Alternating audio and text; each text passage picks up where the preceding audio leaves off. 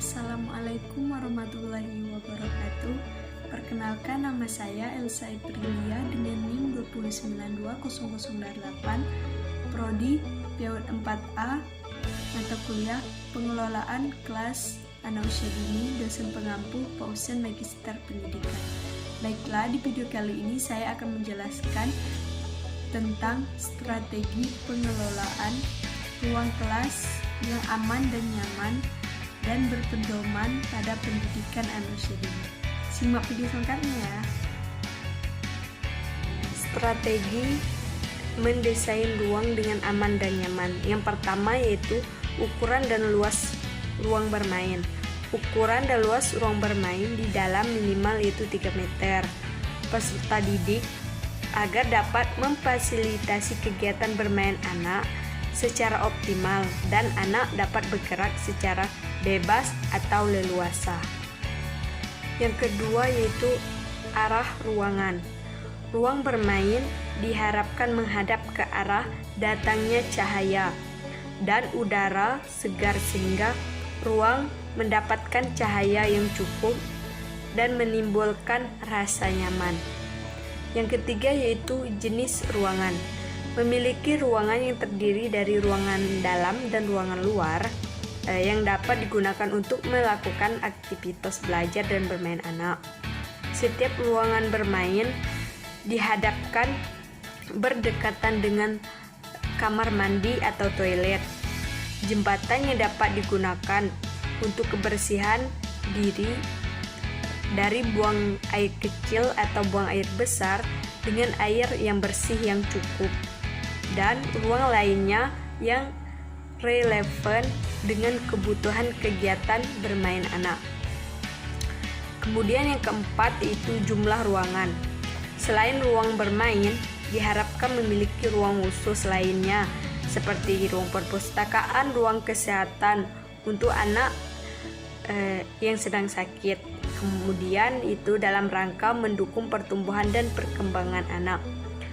Kebutuhan jumlah ruang disesuaikan dengan jenis layanan, jumlah anak, kelompok usia yang dilayani, dan jenis kegiatan bermain yang dilaksanakan. Yang kelima yaitu dinding. Dinding terdiri dari A. Warna dinding, B. Lapisan dinding, C. Dekorasi dinding, E. Instalasi, kemudian E. Sebagian dinding. Kemudian yang pertama yaitu A. Warna dinding. Warna dinding ruang bermain anak harus berwarna cerah dan lembut seperti biru muda, hijau muda, krim. Warna tersebut memiliki efek tenang dan dapat mempengaruhi emosi anak. Yang ke B yaitu lapisan dinding. Lapisan dinding yang permanen dapat berfungsi meredam suara dan membersihkan sanusi akustik yang lebih baik, misalnya pemakaian gypsum board, glowworm sebagian lapis dinding peredam suara. Sementara dinding yang tambahan yang tidak permanen relatif lebih mudah ditata, didesain ulang sesuai kebutuhan, namun tidak mampu meredamkan suara dari bagian ruang lainnya. Yang ke C yaitu dekorasi dinding.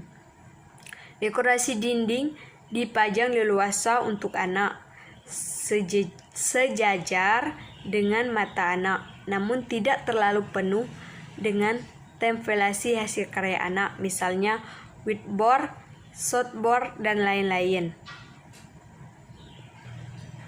Kemudian yaitu instalasi dan panel listrik pada dinding sebaiknya aman dari jangkauan anak.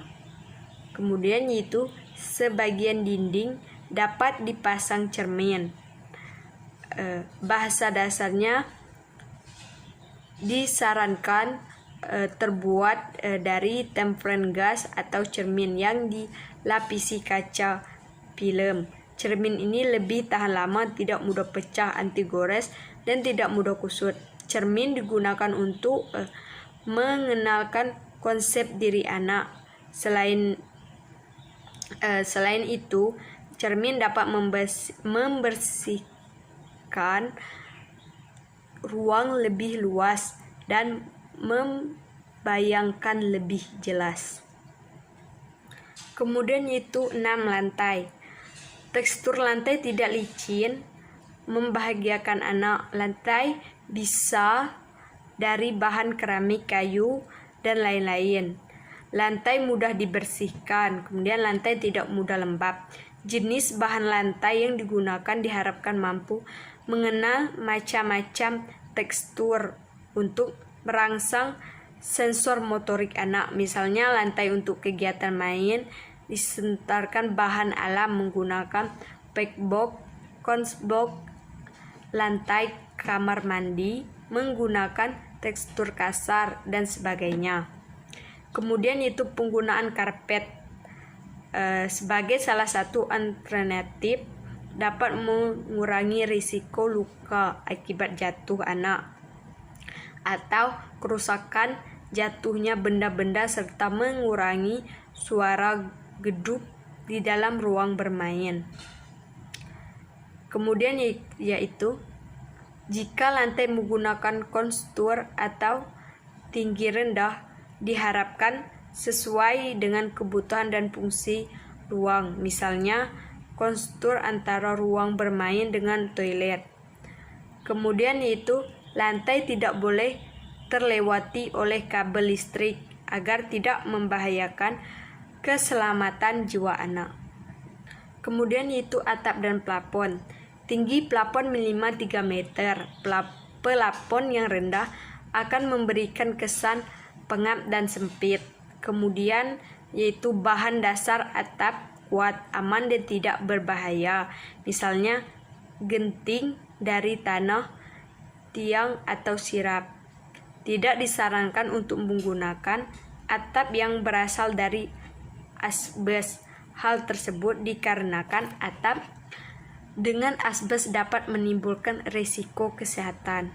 Kemudian warna plafon cerah, lembut dan tidak gelap. 8 yaitu pintu ruang bermain. Yang pertama, ukuran pintu ruang bermain minimal tinggi 2 meter dan lebar 120 cm dan disarankan pintu dengan sistem 2 buka mengarah keluar. Kemudian yang kedua yaitu jika lebar pintu memiliki luas ruang yang terbatas, disarankan untuk menggunakan pintu geser. Yang ketiga yaitu handle atau pegangan pintu sebaiknya mudah dijangkau anak. Yang keempat itu diharapkan tersedianya pintu darurat ruang bermain selain pintu masuk. Fungsi pintu darurat adalah untuk mempermudah akses keluar bagi anak apabila terjadi hal-hal yang tidak diinginkan, misalnya kebakaran, gempa, dan lain sebagainya. Kemudian yaitu sirkulasi pencahayaan. Yang pertama itu terdapat jendela atau ventilasi yang cukup untuk terjadinya penggantian udara segar. Yang kedua yaitu penggunaan jendela sebaiknya sirkulasi lebih sehat bagi anak.